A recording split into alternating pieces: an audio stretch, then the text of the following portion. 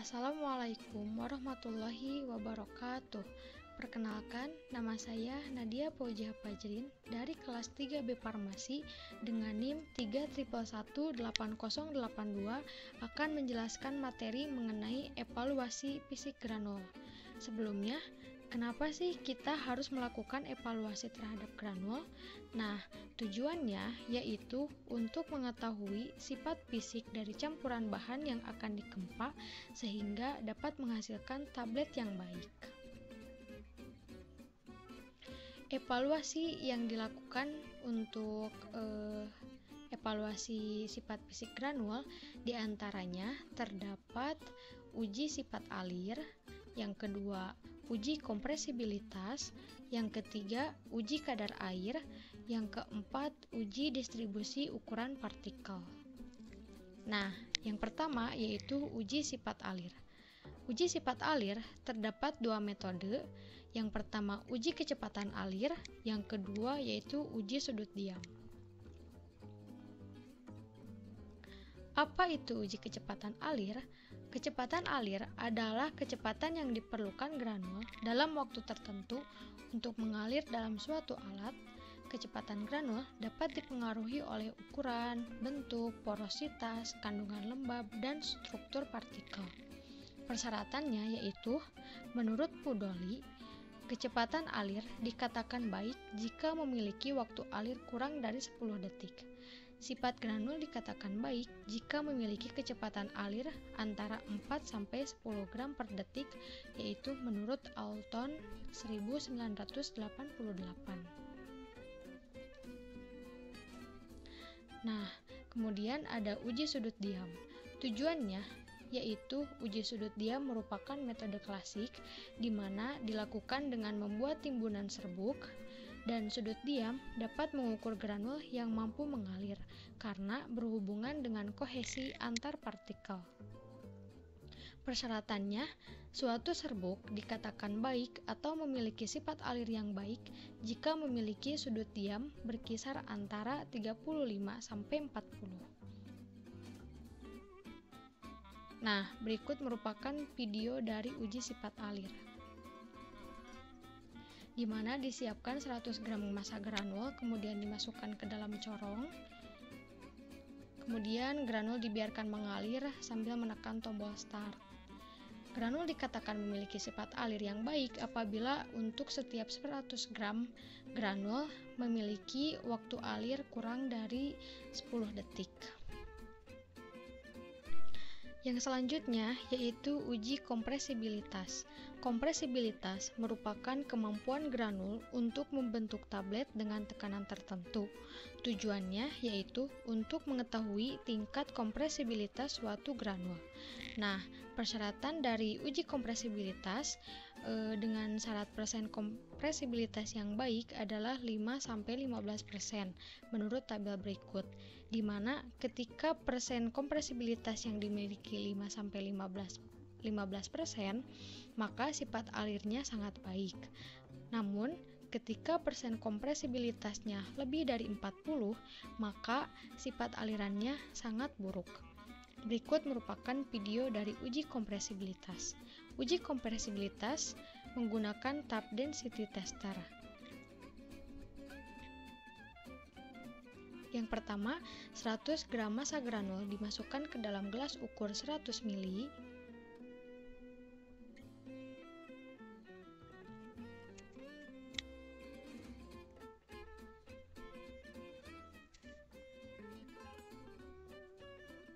Kemudian dicatat ukur volumenya sebagai P0. Setelah itu lakukan pengukuran sampai 500 kali ketukan.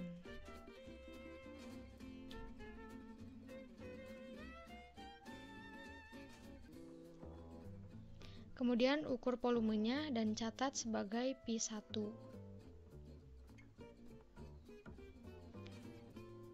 Setelah dicatat semua volume, maka dihitung indeks kompresibilitasnya dengan cara P0 dikurangi P1 per P0 dikali 100%. Indeks kompresibilitas granul dikatakan excellent ketika kurang dari 10%.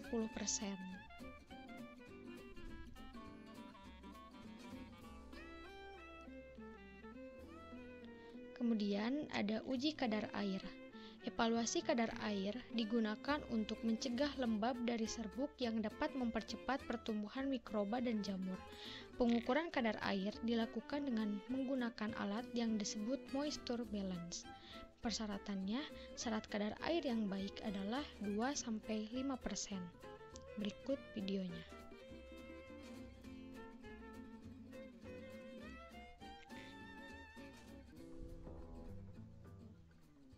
Yang pertama, timbang granul sebanyak 5 gram, kemudian ditempatkan dalam wadah alat moisture balance, kemudian nyalakan sampai tercapai suhu 105 derajat selama 15 menit.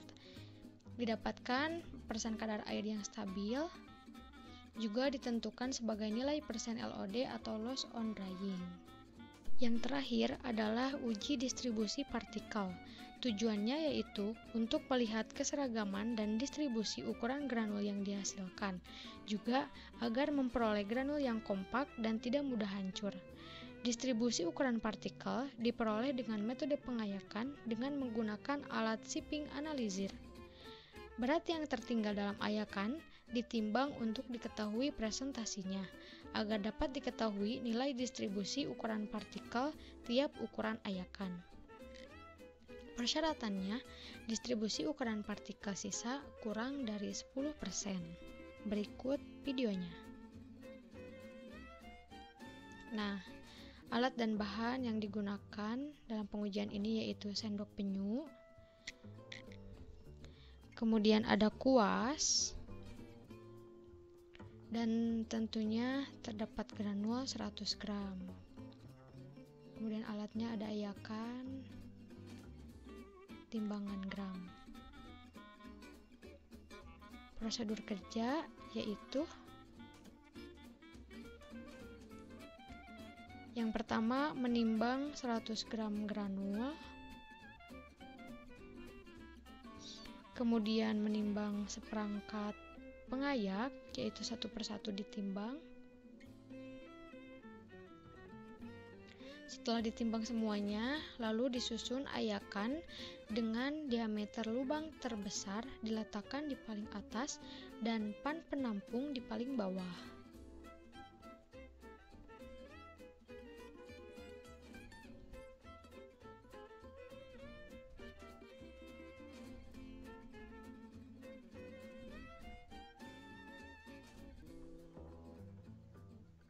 Susunan pengayak tersebut berdasarkan nomes sebagai berikut.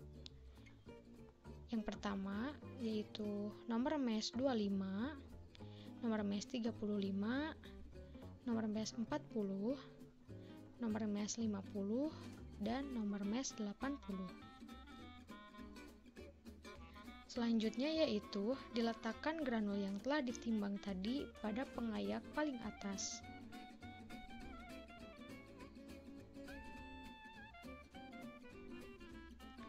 Kemudian tutup pengayak.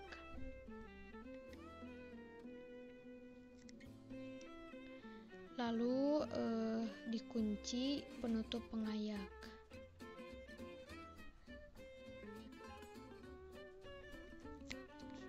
Memasang kunci tutup pengayak kanan kiri.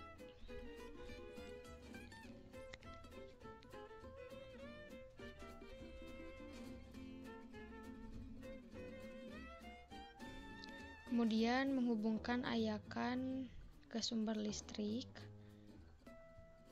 Atur kecepatan ayakan sebesar 100 ppm dan atur waktu getaran selama 15 menit. Setelah 15 menit, buka kunci dan penutup ayakan. Lalu timbang ayakan dan pan yang berisi granul.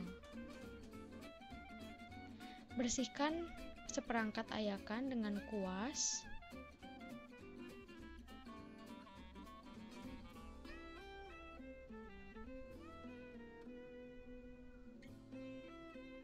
Dan dan olah data yang diperoleh. Granul dikatakan baik bila nilai distribusinya tuh kurang dari 10%.